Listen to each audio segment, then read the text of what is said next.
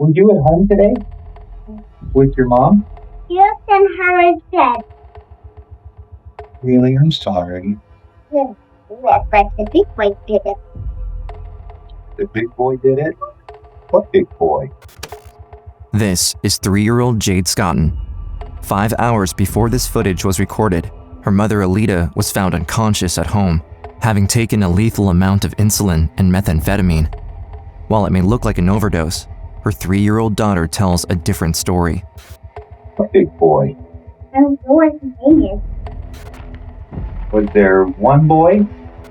Notice how the investigator is phrasing the question. He wants the answer to come strictly from the child, which makes what she says next even more disturbing. Was there one boy? 3 boys. 3 boys? They rolled over the floor. And my mom told them about. Were them grown-ups or kids or what? Growing up. Grown-ups? Yeah. To kill my mom. Although Jade does her best to give a detailed account of what she witnessed, investigators can't tell if it's the truth or if it's her own imagination. Well, Jade, how did your mommy get dead? Somebody came in the house and rolled over the floor. They rolled over the floor? And killed my mom. Actually stepped in the wall and killed my mom. 5 months later, the plot to murder Jade's mother will be uncovered. A jealous ex-wife, Vicki Arlene Jensen, hired 3 teenagers to kill her ex-husband's new girlfriend, Jade Scotton's mother, Alita. The 3-year-old girl solved her mother's murder. My mom told me that. The always will be in my heart. Did your mom tell you something else? No, I won't talk to her. Or Dad. But what happens when the child being interrogated refuses to talk? When a victim has been kidnapped and the only witness is an 8-year-old so traumatized, they won't speak to anyone. The interrogation you're about to hear was recorded on June 13th, 1985. Just days earlier, 7-year-old Melissa Ackerman was abducted in broad daylight. Her best friend Opal is the only one who escaped after she jumped out of the car's window. Do you like to draw? Instead of just having to talk, we can talk and draw. How about a picture of your favorite weather? The woman asking questions is Ann Burgess. She was called in by the FBI. They believe she's the only one who can make Opal talk. She was somebody who had this set of knowledge that nobody else had and was the brains of the operation. Dozens of police, firefighters, and volunteers were on the search today. Melissa was riding her bicycle with a young girlfriend yesterday. A young, unkept man tried to abduct both of them. It's not supposed to happen in a small town. Just keep working, keep following up everything. It's discouraging, but we gotta keep going. Johnson. The first one is Melissa Ackerman. She has brown hair and brown eyes. How old are you? 7. On Sunday, June 2nd, 7-year-old Melissa, or Missy for short, spent the morning riding her bike with her friend Opal in Somonauk, Illinois. At 11:30 a.m., they were both seen in the area of County Line Road when they stopped at the home of their elementary school principal, James Wood, and asked him for the time. The girls then rode off going east. Minutes later, Principal Wood was driving to school when he noticed the girls' bikes abandoned in the middle of the road. The girls, however, were nowhere in sight. At 11:42 a.m., the police department received a call from the Hickey residence, more than a mile out from where the bikes were found. The boy on the phone was yelling frantically, while the operator could hear young Opal in the background, sobbing and out of breath. Her friend Melissa had been kidnapped. It's a call that you never want to get. It seemed almost like slow motion and wishing and hoping that it was not real. When I went to Somonauk to work on the case, there was a level of anxiety and fear that was pretty high. It was palpable. Missy's friend Opal was with her, and he tried to kidnap both of them, but she was able to get away from him. Anything that she said was really important and could give us more information into the offender we were looking for. It's not easy getting someone to talk to you and Opal wasn't talking. In order to find Melissa, investigators are looking for more witnesses, anyone who might have seen the abduction. At the very least, they need a physical description of the suspect or any information about the vehicle he was driving. Without those two things, they have no hope of finding Missy alive. The first 24, 48 hours are crucial. After that much time, the likelihood of getting that child back from a known abduction diminishes every hour. June 12th, 1985. Missy has been missing for 10 days, and still, investigators are no closer to finding her. Their only hope is to make 8-year-old Opal talk. The FBI flies in Dr. Ann Burgess, a teacher of nursing at Boston College. She has been working for the agency for over 7 years, studying serial killers and dangerous predators. But it's her experience with victims that make her a key asset. You never can forget Opal. She was just adorable, but just so small and lost. It was a tiny table, child's table, that we sat at so that she was comfortable. And I introduced myself. I said, I'm Dr. Ann. And then I said, do you like to draw? Instead of just having to talk, we can talk and draw. I said, I have a specific types of questions I want to ask you. And the first was, can you draw a picture of your favorite weather? How about a picture of your favorite weather? Rainy days? She drew Melissa in raindrops. And so then I said, is that your favorite weather? And she said, no, I like sun. Her mind is just on Missy. She started out slow and non-threatening, took time to gain her trust. I could have just gone in and said, what do you remember? What can you tell me? But we had a traumatized child here. The task was to be able to not traumatize her further because you were going to ask her to go back through a very distressing time. While Dr. Burgess is slowly making progress with Opal, she's under pressure from the FBI. She needs to deliver any information that will lead to a suspect. The life of 7-year-old Melissa Ackerman is on the line, and every second counts. But there's a reason why Ann Burgess is able to connect with Opal when no one else could. It's 1956, nearly 30 years earlier. In Boston, Massachusetts, 19-year-old Ann Burgess is studying to become a nurse. One night, as she's planning to attend a sorority meeting, Ann hitches a ride by the side of the main street. The college was up this big hill. My sorority met up there, but then coming back down, it was dark by this time. And then they said, oh, just stand over there by that road, and lots of people go down, you can just hitch a ride. As one car pulls over, Ann gets in the front seat, next to a man she's never met before. But in the 50s, it's not unusual for people to accept rides from strangers. The dangers of hitchhiking are not yet common knowledge. So Ann doesn't think twice and puts her seatbelt on, and the man drives off. About halfway down the road, Ann notices the car is slowing down before it starts to pull over. Then the man turns to face Ann with a disturbing smirk on his face. She quickly understands what his intentions are, and she's terrified. I knew I was in trouble, so I just screamed at him. I said, I have to get down. They'll be looking for me if I don't go back. I was really, really scared. I hit the horn. As cars passing by begin to slow down at the sound of the horn, the man is distracted, worried someone might have seen. Ann doesn't hesitate. She unbuckles her seatbelt, opens a door, and runs off. I said, I'll get out. I'll walk the rest of the way. Luckily, he took off. But I saw how easy it was to get into a situation. That's what gave me some real sensitivity to the plight of the victim. That night, Ann took a decision that would change the rest of her life. She was going to do everything she could to help victims of rape. I thought, we've got to get people aware of this problem. I began to talk to the patients with traumatic experiences. The year is 1978, 7 years before meeting with Opal. Ann gets a call she could never expect.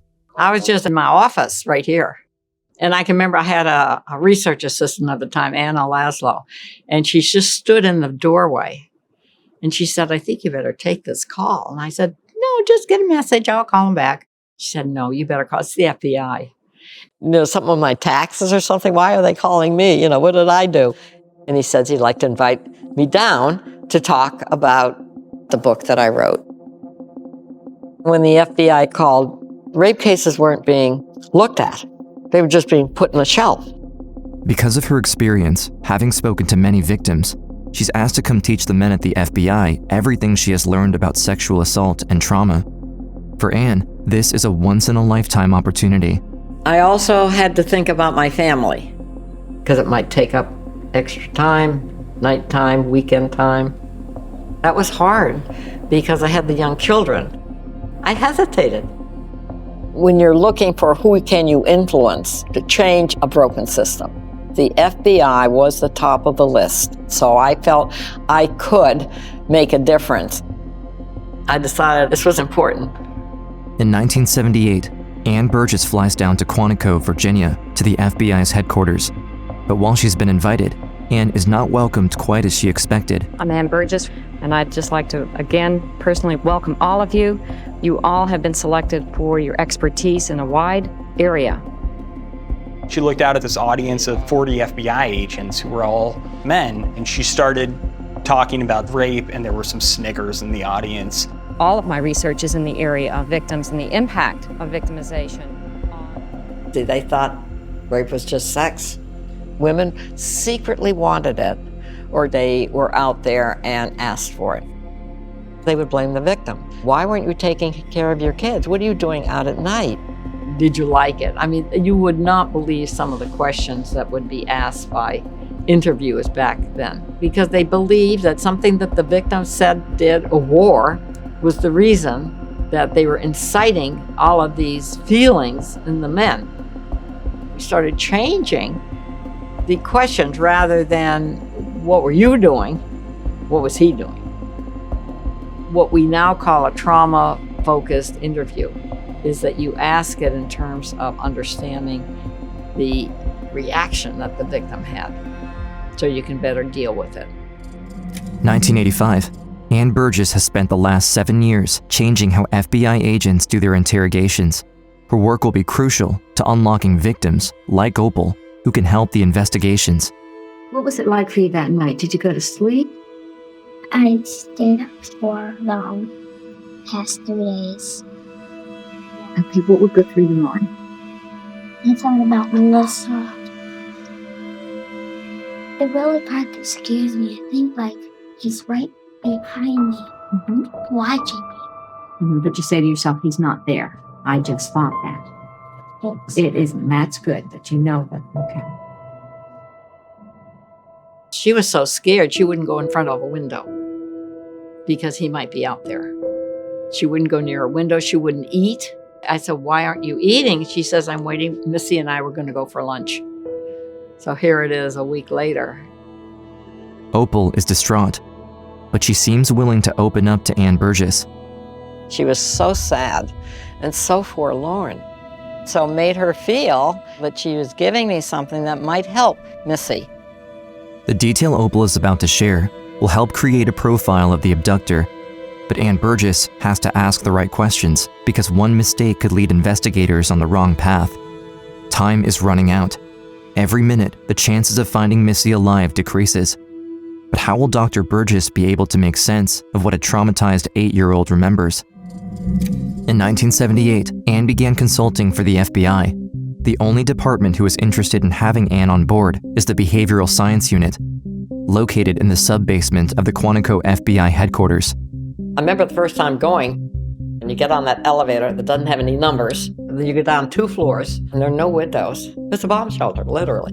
Agents were all working on these sort of not-by-the-book projects, some of which were approved, some of which were not so approved. It kind of didn't matter because they were in the basement where no one was really paying them attention anyway.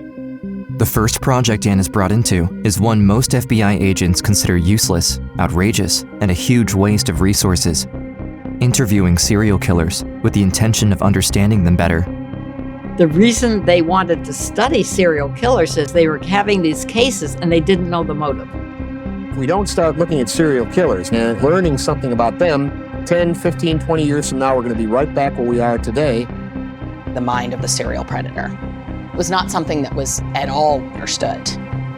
Why would somebody choose to kill strangers over and over and over again? What makes him so different from the rest of us? Thoughts drive behavior. A lot of people do it the other way around, behavior and then the thoughts. No, thoughts is what made people behave. So you've got to get into their head. This is where the Mindhunter monograph came. I knew a week before she died I was going to kill her. I knew a week before she died I was going to kill her. We didn't have the approval of the FBI, but it was something that we had to do in secret. Because Anne is only a consultant, she's kept out of the interview process. For now, all they ask her to do is listen to the recordings of interviews with known serial killers. Hours and hours of conversations with the most wicked men on the planet. I can see how certain feelings and ideas developed in me to the point where I began to act out on them. Certain very violent and very destructive feelings. Something snapped in me. I picked up a rock, and it was big size, softball size, and I hit her with the rock upside of her head. It knocked her unconscious. Once you kill another human being, you'll never be the same person again. The tapes that they brought back, the cases were so horrific. What I heard was like eavesdropping on the rawest fringes of humanity. I laid her on the hood of the car, and I said, you do exactly what I say. So if you're going to kill somebody, I walked you into just the put it on their bedroom neck. and she was... I cut off her head. I had a utility knife, and I cut her throat. I think I stabbed her 4 or 5 more times. Be walking up the stairs with a camera bag that had her severed head. The tapes that I listened to were fascinating. Now, the problem was we had to make sense out of it. These were agents that never had done research. They needed help with the methodology. Anne was the brains of the operation. She saw the potential for using interviews with serial killers to be predictive of who a killer might be. She thought, if you can recognize the patterns, you can do something to stop that pattern from continuing. So we had to come up with this questionnaire. What are our research questions? How did you get him to say this? How was he able to tell you that? Maybe we'd learn a good question. What should the order of the questions be? How far back do you have to go? Well, that's where we were starting to learn things. I would listen, I would hear something. Why did your father? I would jot down to see what was coming up over and over. So if we see this in another guy, all right, that's really interesting. If we see it in a third, okay, this is a pattern. What are the patterns? Categories. Data sets. So the data began piling up. Now we have something we can work with. June 13th, 1985. Anne Burgess is making significant progress with young Opal, but she's about to ask her questions that will bring her back to that horrific event. And there's a chance that Opal is too upset and will simply shut down. So then I said, okay, now I want you to draw what happened that day. No, that Sunday, was it raining? No, what was it like on that day? It was hot. Hot? Sunny. And sunny. She started drawing, and she drew the road first. She drew a line down it indicating it's a two-way road. And she drew the car. And she drew the man. And she drew herself and Melissa. They had their bikes, and she had them in different colors. I said, and what happened? Now, because she had drawn it, we could use that. Coming this way, the car's going this way. The car's going that way. And you're coming that way. Then he asked us to stop our bikes. Then we stopped our bikes. And then he asked us how to get uptown. And so I told him how to go uptown. He said he couldn't hear us. So then he got out of the car. So he came over, and it was at that point that he grabbed her. She said he grabbed me and he threw me in the car, through the window. And he snuck up behind me and I went that way. Then he grabbed me and threw me in his car head first. I knew he was going to kidnap us. He tried to do something to us. And so then he went back to get Melissa. And she said, I had to get out. And I tried to get the door handle, but there was no door handle. Already, Dr. Burgess can tell this was premeditated. The car had been modified with the intention of kidnapping someone, but she's going to need more than that if she wants to create a profile for the offender. Ann Burgess knows this more than anyone. It's 1979. Ann has been working for the Behavioral Science Unit for just over a year when she first hears about a man they call the ski mask rapist. He's been spreading terror across the state of Louisiana. The state's top law enforcement officer, Colonel Bo Garrison of the Louisiana State Police, called a press conference tonight in the ski mask rape case. The case involving burglary and crime against nature fits the pattern of some 20 rape cases throughout South Louisiana. A state police spokesman says most of the break-ins involve sexual assault. The rapist would sneak into a house through an open window or door to surprise his victim. Then in many cases, he would wait until the woman's husband or boyfriend returned. After tying up the husband, the attack would start. Governor Dave Treen instructed State Police Commander Bo Garrison to make capture of the ski mask rapist top priority. Well, local police departments had never seen a case like this. The community was so scared that they reached out to the BSU and said, we really need help. He would target someone, he'd find out where they lived, surveil the place, and get as much out of planning it. He cut the wires into the house for telephone, and he prided himself in getting them all together and raping the victim in front of the husband and the kids. Police are advising women to be very, very careful. I really don't feel safe. I'm just afraid, that's all. Really afraid. Some residents have decided that locking doors and windows isn't enough. South Louisiana saw an increase of gun sales by well over 1,000%. I'm very, very scared. I have all the windows locked and the dogs loose at night. I think I'm gonna put some bars in my window. Summer 1981, the ski mask rapist is increasing his pace, but the Behavioral Science Unit is no closer to solving the case. They have no physical description of the suspect and no detail on the vehicle he drives. He really kept them looking for 2 years, and he was escalating. The ski mask rapist was doing such sadistic things to the victim's body that my feeling was that we better catch him fast or we're going to physically lose a victim. While she's only a consultant for the FBI, Ann is sent down to Louisiana to interview victims of the ski mask rapist. They believe if she brings her understanding of psychology to the interview process, she could gain more information on the offender.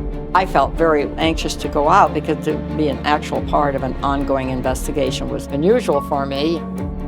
The pressure I was feeling was really a question of would I be able to contribute to the case. How do you get someone to trust you in an hour? And I could have just gone in and said, what do you remember? What can you tell me? But I chose to take it from a more human standpoint. I told her that they were asking because they wanted to get the offender. She's helping in this process. And once she knew that, she realized they really believed her, and she would give out the information. Sorry, thank you for that. I don't like that feeling.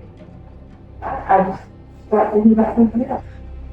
You try to find out what is going to be the lasting memory that the victim has. That's going to be the hardest thing for her to get rid of, to help neutralize that.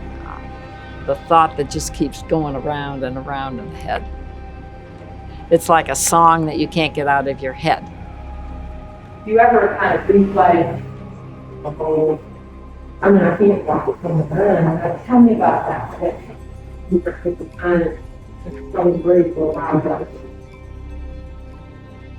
Get my eyes closed, don't turn.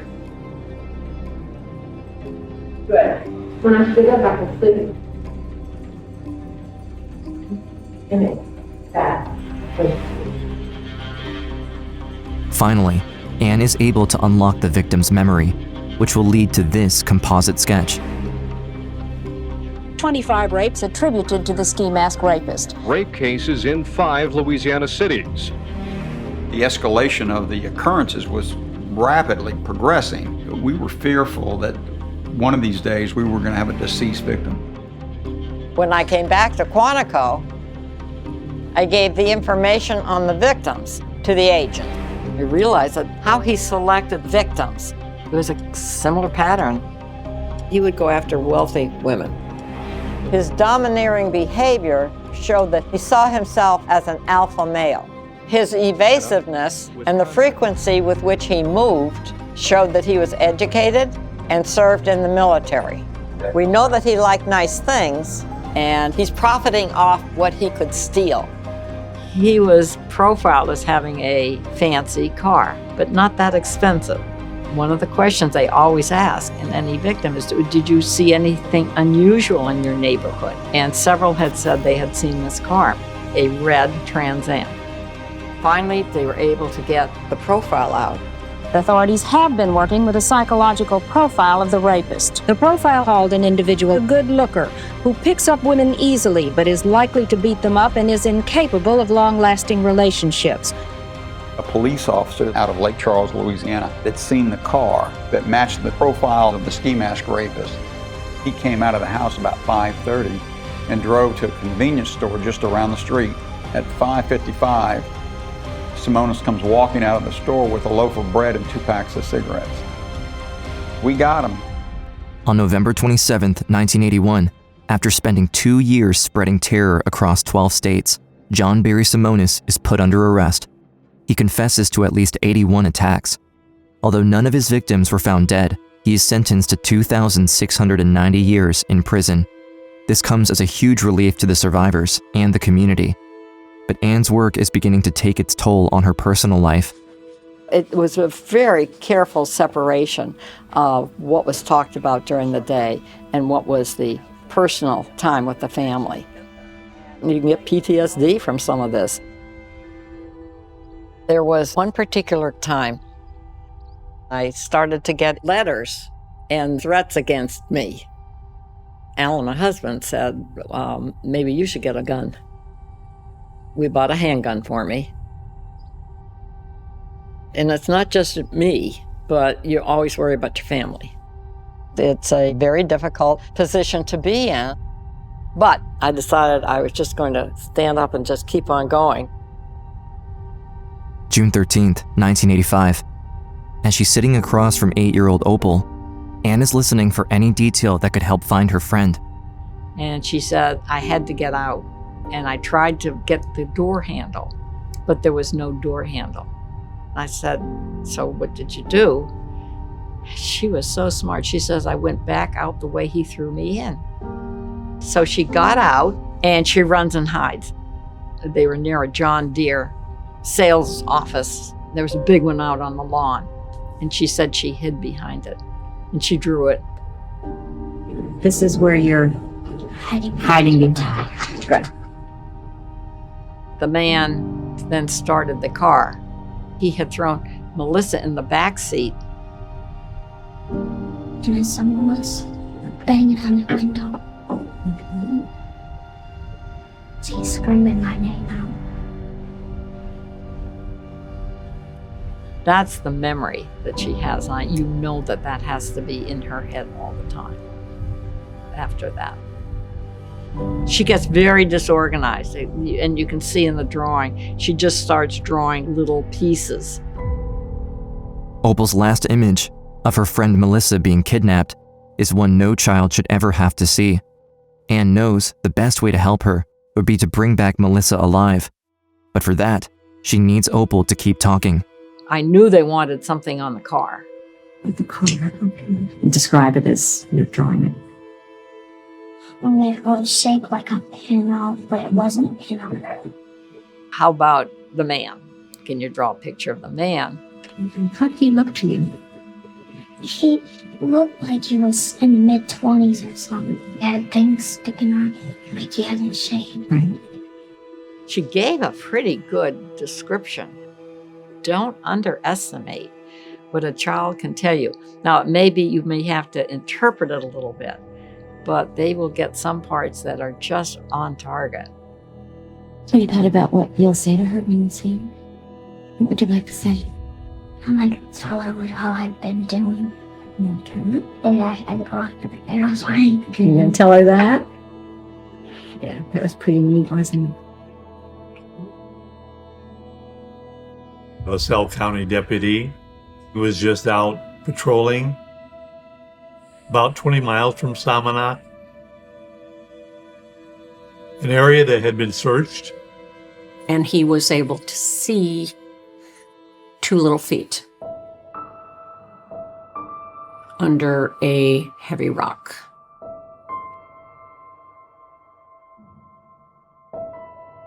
You don't hear news like that without feeling it at an emotional level. The key to the case was Opal being able to give information to law enforcement and then taking that information and spreading it throughout the county. The FBI this evening is charging a 28-year-old Aurora man with the kidnap and murder of 8-year-old Melissa Ackerman. Because of Opal's description of the suspect and the vehicle, a man named Brian Dugan is arrested. During his interrogation, Dugan confessed. Authorities also found out how he had victimized at least a dozen girls and women between 1974 and 1985, raping 7 and killing 3 of them. Brian Dugan admitted killing Janine Nicaragua back in 1983. DNA evidence suggested Dugan was indeed the murderer. Donna Schnorr was the oldest victim at 27. Melissa Ackerman became the youngest at just 7 years old. Ann and I did not discuss the emotional toll that working a case like that has on investigators that have children. We didn't discuss the pain, and we didn't discuss the fear. It isn't really possible to take all of these things and completely and totally dissociate them. Every once in a while, we pause and realize what it is we're really looking at. Someone's child was living an innocent life, and then the family has to look at an empty seat at the table forever. I remember when I was a little boy, I was in the backyard, and my mom came home. I look over, and we make eye contact. And I start thinking to myself, I'm like, oh my gosh, I must have did something wrong. And before I could get through the whole list of things, she's upon me, and she kisses me on the forehead. And I'm like, Mom, what was that for? And she's like, oh, I talked to a man today. It's a very bad man. And I had to ask him, why did you do the bad things that you did? He said to her that the reason he was so bad was because his mom never kissed him on the forehead. For my mom, one outlet for her is her work. She's very devoted to try to figure out how to prevent this from happening in the future. Her work helps her deal with some of the tragedy that she's experienced. You don't forget these cases, but you learn from it. And you only hope that it in some way helps and you've learned something that can help in the next case. After spreading terror for years, Brian Dugan is finally behind bars. He is sentenced to life without parole. Although she will never see Melissa again, Opal has brought justice to her friend. Because of her courage, Brian Dugan will never make another victim. Over the years, the shock of her ordeal subsided, but her everyday anxiety persists. However, in 2009, during the trial for Janine Nicaraco's murder, she faced Brian Dugan for the first time since the kidnapping. She forced herself to watch him plead guilty to the crime, to finally put her fears to rest. Today, Opal has a beautiful family and lives her life to the fullest. As for Ann Burgess, it is because of her meeting with Opal that she finally realized how much of an impact her work could make. When they found Melissa's body, somebody had to tell Opal. After they told her about Missy, Opal said, I want to draw.